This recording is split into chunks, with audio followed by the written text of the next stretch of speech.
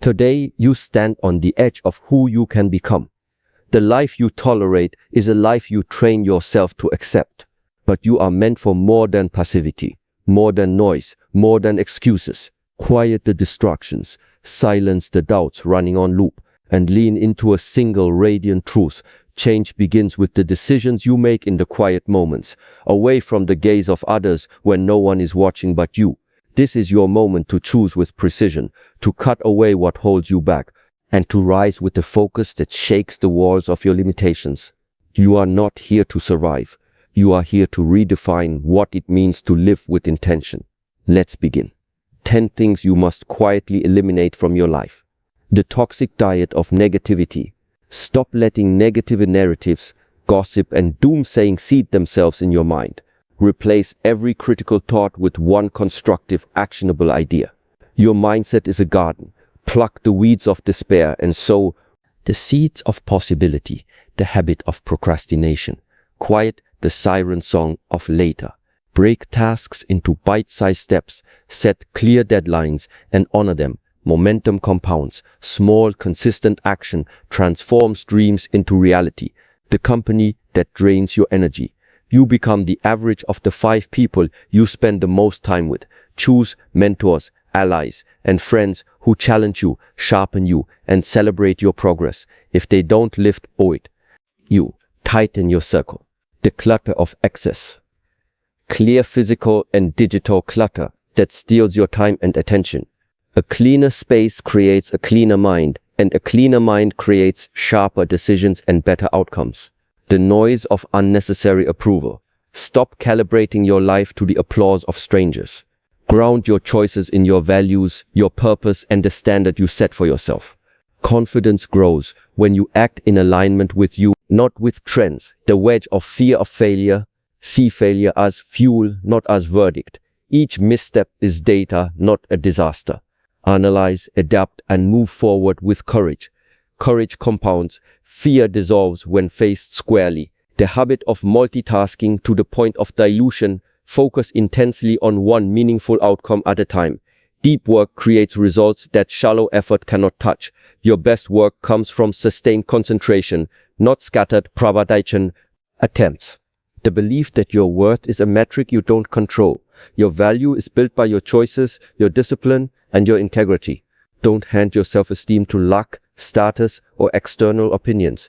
Build it from inside, and let your actions prove it daily. The readiness to blame circumstances. Take radical responsibility for your life. When you own the situation, you own the solution. Blame is a luxury you can't afford if you want to grow beyond your current horizon. The habit of self-sabotage in small wins. Celebrate progress, not only perfection. Acknowledge every forward step, no matter how tiny. Small wins create the energy and belief needed for the next leap. Own your power by recognizing that you are the architect of your own fate, not a passive passenger along a well-worn road.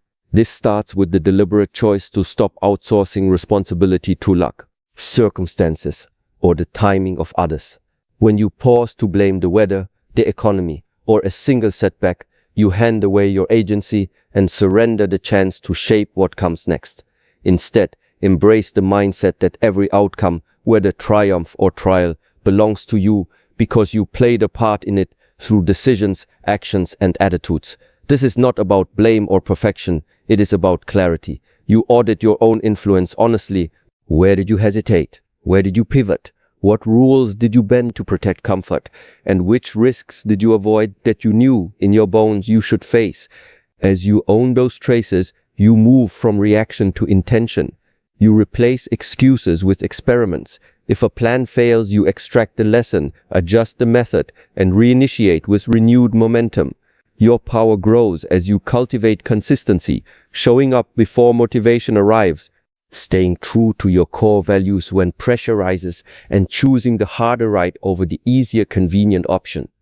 Your energy shifts when you stop hedging your bets and start betting on yourself daily, not once, not when conditions align, but again and again until your standard becomes your reality.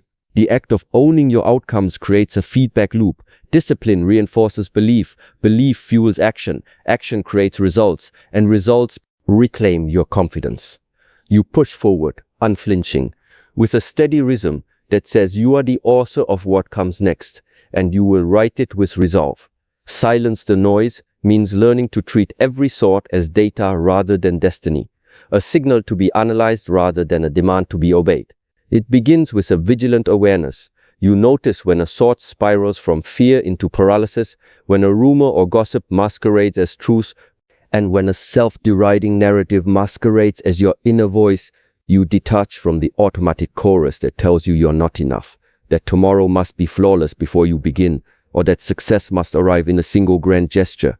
Instead, you cultivate a mental discipline that treats thoughts as optional inputs, not as commands. You practice reframing, turning every negative or untested belief into a concrete, testable question. What evidence supports this thought? What would be a smaller, concrete step that could prove or disprove it? What action could I take right now that would shift the direction of this moment toward possibility? You replace passive rumination with deliberate inquiry and then with purposeful action. You curate your mental environment the way you curate your physical space. Remove the clutter of unhelpful opinions. Unsubscribe from content pravatangstiu ordsasabiteko that feeds doubt, and guard your attention like a precious resource. When the mind wanders into trending narratives, doom, scarcity, comparison, you arrest the drift with a deliberate breath, a grounding phrase, or a quick ritual that brings you back to your core objective. You train yourself to listen for the small, constructive idea that can be executed today, then you act on it, allowing momentum to replace noise. You become the average platetic smarted cycle of the 5 people you spend the most time with, and the truth lands like a practical seam through your day. Energy is not a limitless resource, it is a currency spent and earned in every interaction. So you begin with a rigorous audit of who truly replenishes you and who requires you to pay more attention than you can spare. The goal is not to cast people as villains or saints, but to recognize patterns, conversations that spark curiosity, and accountability, versus conversations that drain patience, humor, or clarity. You cultivate boundaries that protect you without cutting you off from compassion or growth. You learn to say yes only to assignments that align with your mission, and to reframe or decline invitations that pull you into fatigue or conflict without returning value. You seek allies who reflect the standard you aspire to, who challenge your complacency, who celebrate your discipline, and who remind you that consistency compounds. These are the voices you invite into your inner circle, the ones that accelerate your progress rather than distract you with drama or derailment. You replace casual proximity with purposeful connection, schedule check-ins, honest feedback, shared goals, and accountability partnerships that keep you honest about your progress.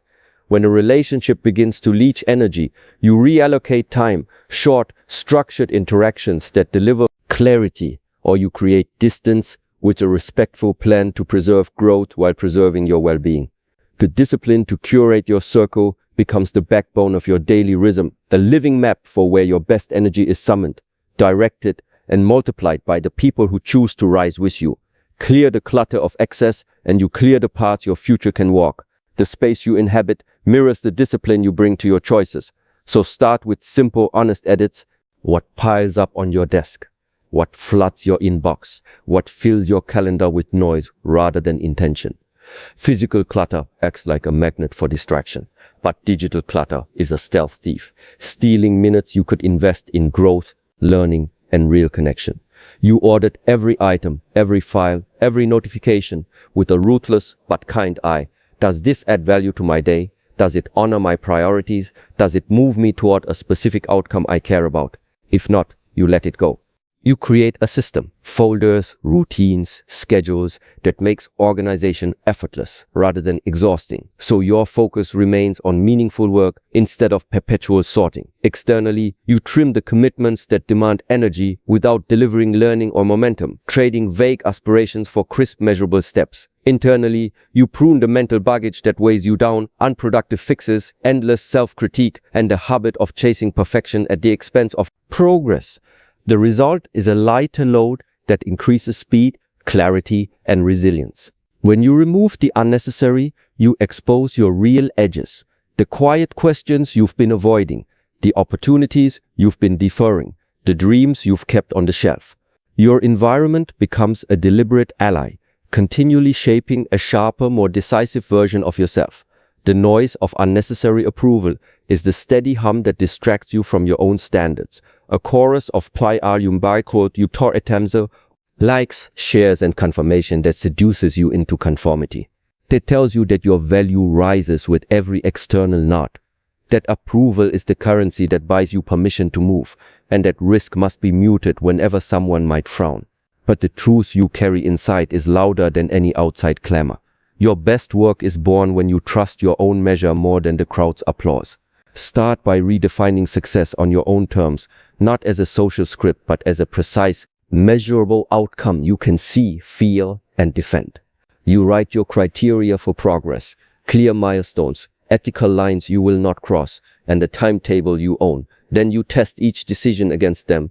If it doesn't satisfy your standards, you decline politely, you pivot, you take another path. The approval you truly crave comes from the quiet consistency of keeping promises to yourself, showing up when motivation wavers, delivering quality when convenience calls, and speaking truth to others, even when it's unpopular. You learn to separate useful feedback from noise, to filter critiques with curiosity, but not surrender. Your confidence grows when you act with directional certainty rather than opportunistic flattery. Every choice you make without seeking external consensus adds weight to your inner compass, refining a fearless clarity that radiates outward, quietly choosing, quietly acting. The wedge of fear of failure is not a barrier, but a compass, turning you toward the edge of your potential. A narrow passage that reveals what you're truly made of. When effort presses against doubt, it starts as a whisper. What if I'm not enough? What if this ends badly? What if I'm exposed? But it becomes a force only if you feed it with attention. You learn to reframe the fear as information rather than judgment. Each fear cue signals a hypothesis to test. What evidence supports the outcome I fear? What small experiment could prove a different possibility? What skill could blunt the edge of risk? You begin to collect data instead of dread, treating failure as a provisional result rather than a final verdict. In that shift, you unlock a resilience engine. You anticipate obstacles, plan flexible routes, and welcome feedback as a gift rather than a threat. When you stumble, you don't retreat to excuses. You decode the misstep, extract the learning, adjust the approach, and advance with caution sharpened by experience. Courage then becomes a practice, not a feeling, a daily habit of leaning into discomfort for the sake of growth. The fear of failing shrinks as you accumulate small, verifiable wins, each one building a more robust confidence that the next challenge can be met. You test boundaries carefully, you revise relentlessly, and you persist with the calm persistence that steadies your hands when the outcome hangs in the balance. You move forward anyway, with purpose intact, driven by the conviction that growth lives on the far side of risk.